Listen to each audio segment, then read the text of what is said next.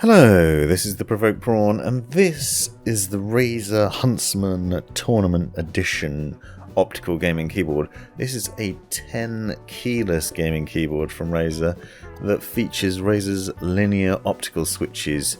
They're apparently faster and more responsive than your standard switches. They're also incredibly durable. This is an unboxing video to talk to you about what's in the box and to show off the features and highlights of this keyboard, as well as to discuss some of the potential problems with it, at least ones that I've found. Now, if you've watched my videos in the past, you'll know that I've done a fair few Razer keyboards, and generally speaking, I find them to be a premium quality. I don't generally get on well with 10 keyless keyboards, but this is a compact keyboard with a really premium design.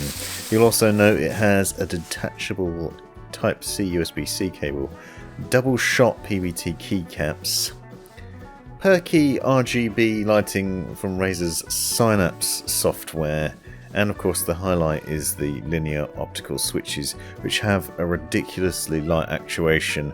They're really accurate and they're actually really comfortable and very satisfying to press. And if you want to see and hear that in all its glory, then I will do an ASMR style unboxing of this video, which will not include any waffle of me talking at the top. And also I'm just going to do a short video just showing off the keystrokes as well, because I know people like to hear that sort of thing before they make a purchase. You'll note the Razer Huntsman Tournament Edition also has Razer Chroma compatibility, so you can program it with various different lighting setups. However, I will note that I don't rate the RGB lighting on this keyboard, and if you stick with me through the video to the end, you'll see what I mean, because unfortunately the lighting is not great. I'm not sure if that's part of the design of the PBT double-shot keycaps or just the way they've set it up, but I don't think, if you're looking for an RGB keyboard, one that really shines, this is probably not it. However, that doesn't necessarily mean it should be dismissed. Now, it is reasonably expensive at around £150, $150, and that is quite a premium price point, but it is a very premium looking device. It's actually very subtle, as you'll see when unboxing it. It's very black. There's not much to make it stand out apart from the for gamers, by gamers emblazing on the back. And the premium USB Type C cable also comes with it. But the feel of the keys and the way the switches work is very impressive. It also has a high quality sort of aluminium backplate to it, which is breathes quality. It's got a good heft to it as well. It feels like a very good quality keyboard. As I said, it comes with the USB-C braided cable. Very good quality, really excellent, very nice to see. Obviously the fact that it's detachable USB-C means you can also get an aftermarket one if you wanted something a bit snazzier. And of course you get the Razer Gumph in the box as well, and some stickers, because who doesn't want stickers?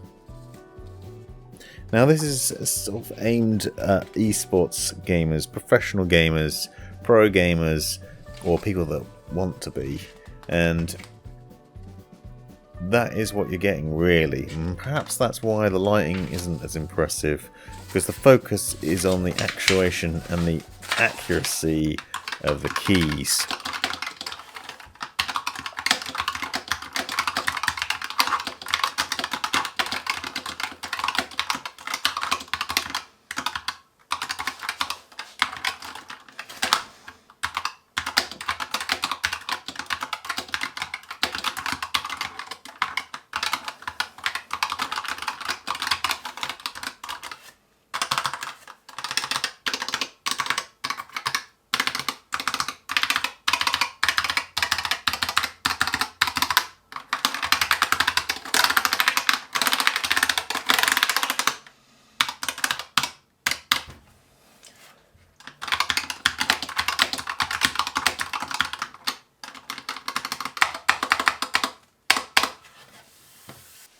They are incredibly comfortable and quite noisy, but satisfying. And I've been using it day in day out for working and for gaming, and I can attest that it's actually quite satisfying to use both for working and gaming too.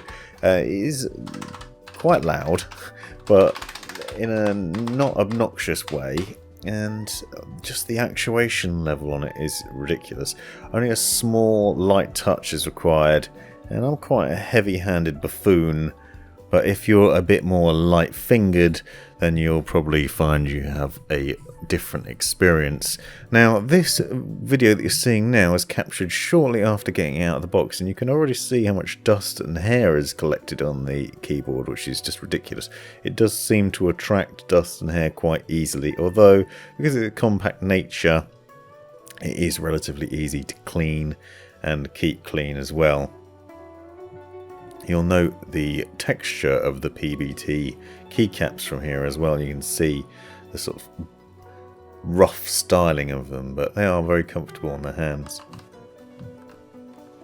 I'll give you some more tastes of the audio from the keys throughout this video, and as I said, be sure to check out and be subscribed for more, because I'll be doing other videos showing off just the sounds if you want to experience that in all its joy.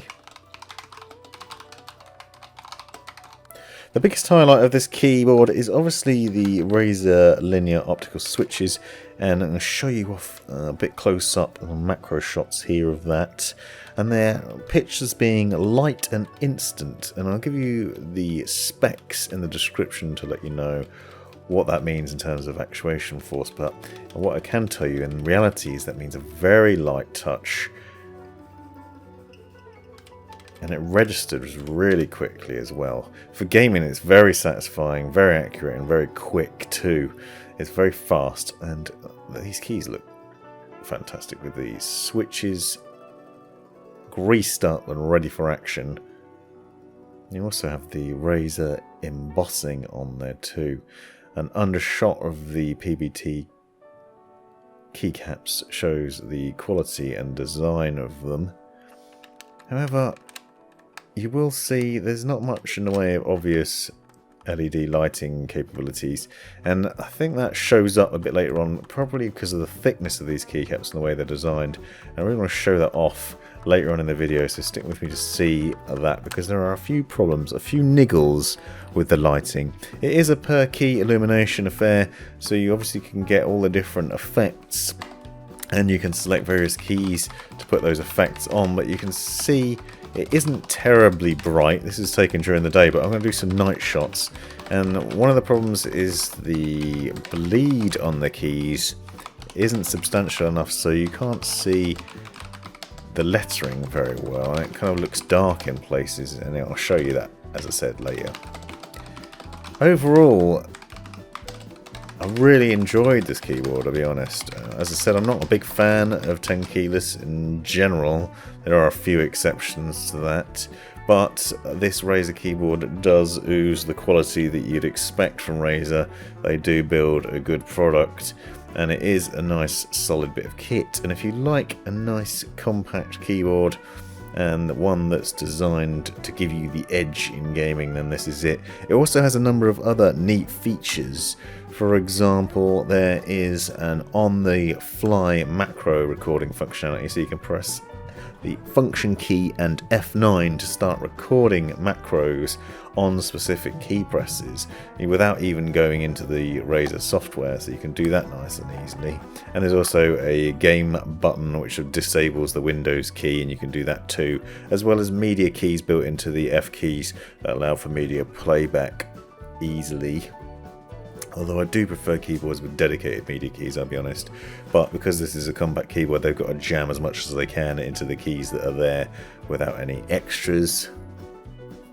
And that's one of the ways they've done it. You can see the USB-C connection is recessed under the rear, and it comes with this very high quality and awesome looking green accented USB-C cable, which is nicely braided.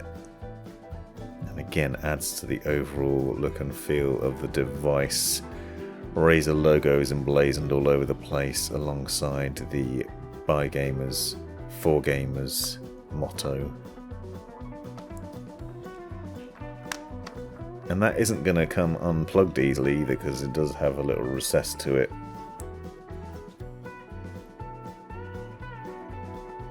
And there's not much to make this keyboard stand out in terms of being like super snazzy or anything.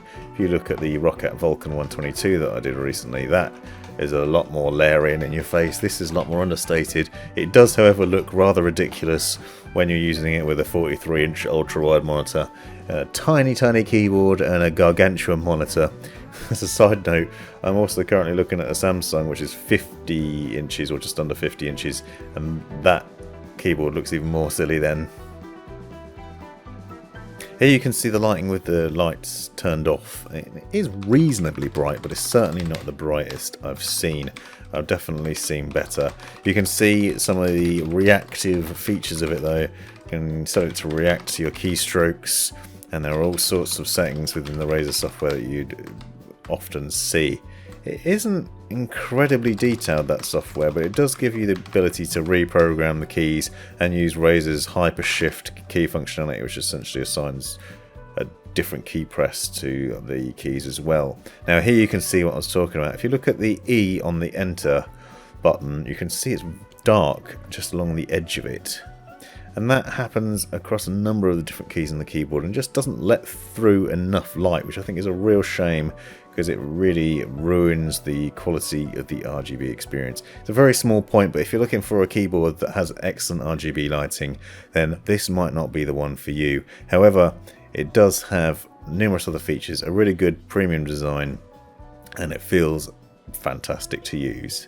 Let me know in the comments if you have any questions. Thanks for watching. This has been The Provoked Prawn. Hope you found this video useful, interesting or hilarious. Be sure to subscribe and check out these other videos, as well as taking a look in the description for links and other information you might find useful. Let me know in the comments if you have any questions or anything you'd like to see extra about this, and have a great life.